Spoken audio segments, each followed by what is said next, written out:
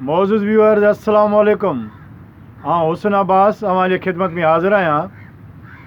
GDA क़यादत ऐं वज़ीर आज़म जे विच में थींदड़ इजलास जी अंदरूनी कहाणी जो ज़िक्र कंदासीं।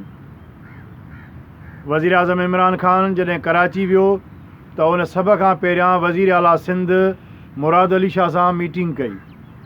मुराद अली शाह ऐं वज़ीर आज़म जे विच में नए थींदड़ IG जे नाले ते इतफ़ाक़ बि थी वियो। मुश्ताक अहमद महर जे नए IG जे तौर ते मीडिया इहा ख़बर ब्रेक कई।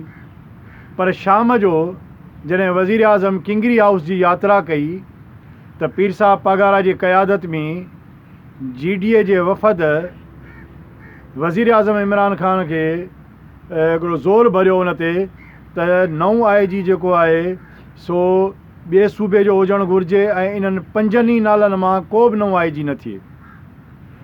जंहिं ते इमरान ख़ान PTI सिंध जे क़यादत सां उते ॻाल्हायो ऐं PTI सिंध जी क़यादत बि पीर साहब पगारा खे जेको आहे सो उन जी ॻाल्हि सां इतफ़ाक़ कयो। वज़ीर आज़म जे लाइ यकीनन इहो वरी हिकु नओं मुश्किल मरहलो हुयो। GDA जी क़यादत वज़ीर आज़म खे शदीद इहा दांह ॾिनी त हीअ जेके 5 नाला ॾिना विया आहिनि सिंध हुकूमत जे तरफ़ां IG जे लाइ, इहे त कंदार आहिनि पीपल्स पार्टी जा। पीपल्स पार्टी मुसलसल जेको आहे सो असांखे इंतकाम जो निशानो पई बणाए। उन करे इन्हनि 5 नालनि मां कंहिं बि नाले ते IG जे लाइ इतफ़ाक़ न कयो वञे। उन दौरान वज़ीर आज़म पीर साहब पगारा खे चयो त ठीकु आहे, अवां फ़हमीदा मिर्ज़ा साहिबा जे मार्फत वफ़ाक़ी काबीना में इन्हनि नालनि ते इख़्तिलाफ़ कयो।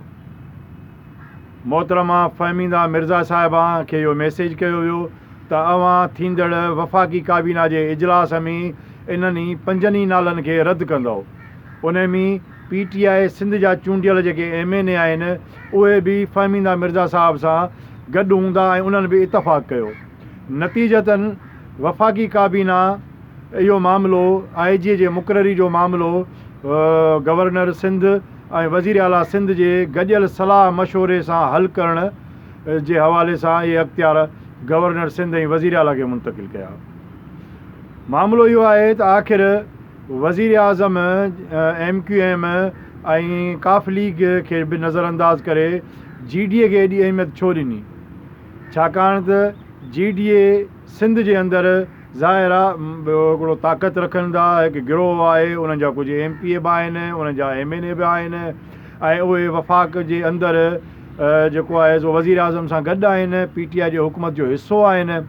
उन करे बि वज़ीर आज़म हिक ई टाइम ते सभिनी इतिहादनि खे नाराज़ बि नथो करणु चाहे। ऐं पीर साहब पगारा जो जेको किरदारु आहे पाकिस्तान जे इस्टेब्लिशमेंट जे अंदरि, पार्लियामानी सियासत जे अंदरि, उहो हिकिड़ो पंहिंजो वॾो अहम किरदारु रहियो आहे। पाकिस्तान जी पार्लियामानी सियासत किंगरी हाउस जो तवाइफ़ कंदी रही आहे। किंगरी हाउस जेतोणीकि किंगरी हाउस वटि मख़सूस ऐं महदूद सीटूं रहियूं आहिनि। उन्हनि महदूद ऐं मख़सूस विकेटुनि ते बि GDA या पीर साहब पगारो हमेशह खेॾंदा रहिया आहिनि ऐं तमामु तेज़ खेॾिया आहिनि। हिन वक़्तु बि पीपल्स पार्टीअ जे लाइ जेको नओं मरहलो आहे उहो इहो आहे त IG जी मुक़ररी। IG जे लाइ 5 नाला जेके सिंध हुकूमत ॾिना आहिनि, उन्हनि 5 ई नालनि खां पोइ सिंध हुकूमत 6हों नालो नथी ॾियणु चाहे। मामिलो कशीदगीअ तरफ़ हलियो वियो आहे। जॾहिं किंगरी हाउस खां इमरान ख़ान साहब ॿाहिरि निकिता, IG सिंध मौजूदु हुया।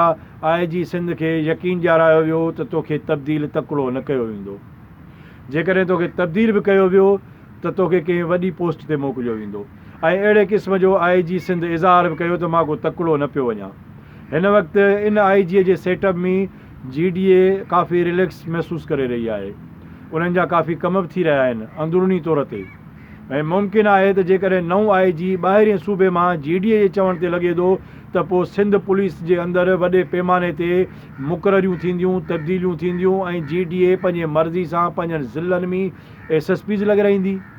ऐं मकानी चूंडूं जेके अचनि पियूं, बल्दियाती जेके चूंडूं अचनि पियूं, इहो पुलिस जो वॾो में वॾो जेको सेटअप आहे उहो उन ते असरअंदाज़ थींदो। असल में नए IG जी तब्दीली जी जेका जंग आहे उहा सिंध में बल्दियाती इलेक्शन खटण जी जंग आहे। GDA चाहे थी त असां जेको आहे सो बलदियाती इलेक्शन खटूं, उन में पुलिस जो ताउन सिंध जे अंदरि वॾो अहम हूंदो आहे। पोलिंग स्टेशनूं थाणनि ते ॿध छोड़, माण्हुनि खे जेको आहे सो खणी वञणु, बंदि करणु, गुम करे छॾणु, प्रेशरलाइज़ करणु, सिंध पुलिस जो किरदारु रहियो आहे इहो सिंध जे अंदरि। ऐं सिंध जा भोतार जेके आहिनि उहे पुलिस जो इस्तेमालु तमामु घणो कंदा रहिया आहिनि। उन करे ॾिसजे त नओं IG जेको अचे थो आया उहो इन्हनि 5 नालनि मां थो अचे, या जेको GDA जेको आहे सो चयो आहे त इन्हनि 5 नालनि इहे कमदार आहिनि, इन्हनि खे छॾे करे को 6 नालो ॾियो, हाणे 6 नालो कंहिं ॿिए सूबे जो हुजे। उन करे हिन वक़्तु वज़ीर आला पीपल्स पार्टी जी जेका हुकूमत आहे सिंध में, उन जे लाइ वॾे में जेको मथे जो सूरु आहे उहो IG जी तब्दीली आहे। इलेक्शन मथां आहे बलदियाती, ऐं IG जे करे नथो तब्दील थिए या पीपल्स पार्टी जे हुकूमत ऐं मर्ज़ीअ जो IG नथो अचे त यकीनन इहा इंतिहाई वॾी जंग शुरू थींदी अख़्तियारनि जी वफ़ाक़ ऐं सूबे जे विच में। अॼु त IG जेको आहे सो इम्तियाज़ शेख साहब शिकारपुर ज़िले जा हिकिड़ा नवां चिठा खणी वज़ीर आज़म जे आॾो पेश थियो आहे। ॾिसजे त उन ते छा पेशरफ़ थिए थी। असां तव्हांखे इन बाबति यकीनन आगाह कंदासीं वॾनि अहम ख़बरुनि सां गॾु। मुंहिंजे चैनल खे सब्सक्राइब कयो, लाइक कयो, मुंहिंजी इन सां हौसला अफ़ज़ाई थिए थी। वॾी महिरबानी।